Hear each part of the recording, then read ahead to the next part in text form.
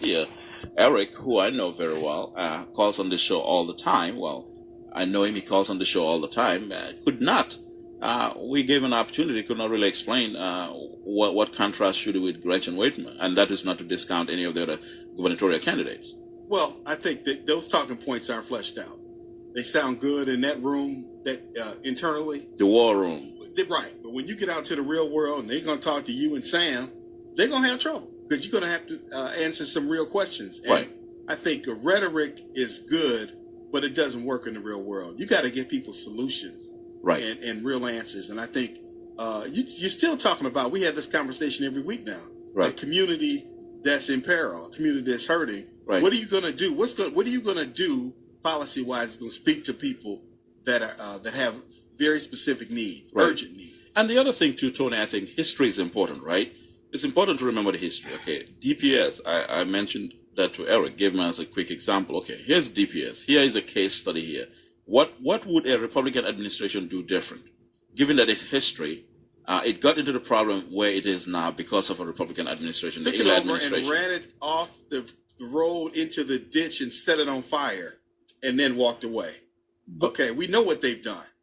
But you know, Bankole and Tony, one of the things that amazes me about those black supporters for the Republican Party in Michigan is they don't go to what Schuette's done in terms of Flint. He's been prosecuting the governor's administration there, everyone but the guy that should be prosecuted, right. The governor himself, who should have been doing a perp walk by now. And they don't talk about the fact that, you know, Bill Schuette was the one that first came out and told Governor Snyder, restore the bottled water, Governor. But they reach out there for totally unbelievable positions. I mean, right. They don't have any talking points to work from. Right. But Bill Schuette, if you talk to Sheldon Neely, the senator from Flint, he'll tell you Bill Schuette was also the first attorney general who declined to investigate Flint when they wrote him a letter.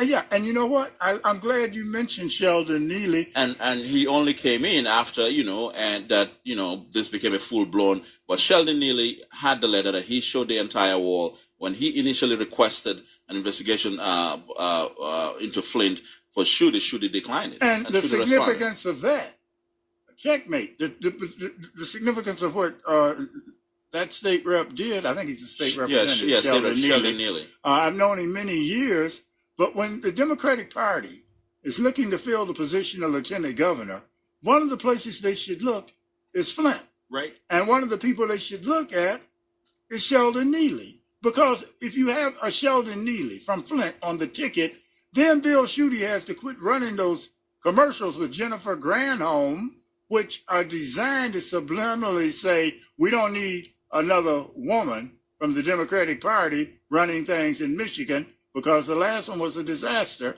as if the last 8 years under Governor Poison Snyder didn't exist. I mean, right. There's a certain arrogance in Schuette running those spots, but he's been able to get away with them. With a Sheldon Neely on the ticket, you begin the process of healing the very serious rift between black Michigan Democrats and the Democratic Party in Michigan. See, black and Michigan you Democrats also saw marginalized. That's the problem. Yeah, but you also address directly the failures of this Republican Party right. in Michigan. And I haven't heard that come from the Whitmer campaign at all. No, right. Well, I don't know what her position is, but our position here on Redline on Fire Friday, I would think, would be to throw food out there, mind snacks, if you will. Mind snacks. Make them think. Feed their minds. Sheldon Neely, the state rep from Flint, is very bold. He's courageous. He's not afraid.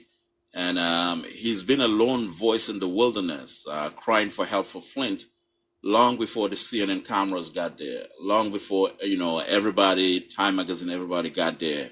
And he wrote to Attorney General Bill Schuette to investigate Flint, and Schuette responded and declined. I saw that. In fact, I wrote a column about that. So with Sheldon Neely, quote unquote, on a Democratic ticket, it's going to make it difficult for the GOP to make a case in Flint. And I think the kind of energy we need to get people to come. Oh yeah, Sheldon is high energy, good guy. He is.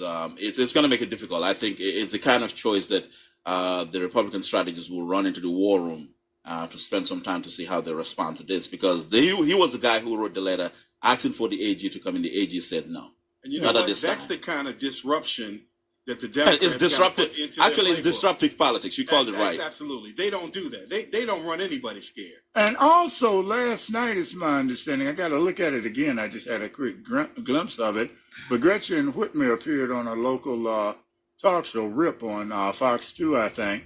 And my understanding is that she needed some media advisors who knew how to properly prepare her Call for that Sam. show. Call Sam. Well, I'm just saying, you know, when you go on that show, you have to be bringing it. Some of us bring it so much that we've been effectively banned from it, I think. Uncle Hugh, you can do better. Anyway. Hewell is a great guy. So. Well, he's a great guy. He's a good American. I like Hewell. He was one of the people that make America great. He's one of our last remaining black anchors in the city of Detroit. Well, hey, I helped start RIP with him. I was one of the original panel. So let's go to Greg. Yeah. Greg has a question or comment. Yes, sir. How are you doing? First of all, comment number one. I'm amazed. I've just moved back from the Washington, D.C. area back to Detroit area. Uh-huh. And I'm really amazed at the amount of black people who just buy into the Republican talking points. And here again, back to you, Baccalaureate, the history shows. The history shows that it's a party that's for the wealthy. That's all they've been for. They take away, for the sake of the wealthy, they take away from working class people. They've never been for working class people. And as far as the Democratic, and again, for that person that called in, he needs to go on YouTube and look at and understand what ALEC is all about, the American Legislative Exchange Council. Once you understand that and see what the Republican Party basically put templates down, and templates are set for the national agenda, and each state carves out what they need and how they think they can get away with the template. But the Democratic Party, they are in bad shape. I'm looking at the progressive people. I really am. The Democratic Party is laying over. They're not going to do anything. They'd rather lose than actually put progressives in place. So let's start looking at progressives, because the Democrats, I hate to say this, but they're useless. Bye. All right. Well, you know, Greg. Thank you, Greg. Greg, I believe, Bankalev, it's Greg who I think it is. We used to work with Congressman John Conyers. He's worked with the Democratic Party on a national level before. And Greg may recall, even though it dates me again, the first National Black Political Convention in Gary, Indiana in 1972. I was a delegate there. And one of five that didn't walk out when Coleman led the rest of the Michigan delegation out. But the thing, Greg, about progressives, when you say progressives and Democratic Party, that sounds good, but that also represents Bernie Sanders. Bernie Sanders' Achilles heel was black Democrats, black folks, black America. He never spoke to despite his history, and he has a very viable history. When you say progressive to me, it smacks of the paternalistic arrogance of white privilege that radiates from that progressive wing. We have a history in the civil rights movement and American politics of phony white liberals trying to lead us and tell us what's best for us.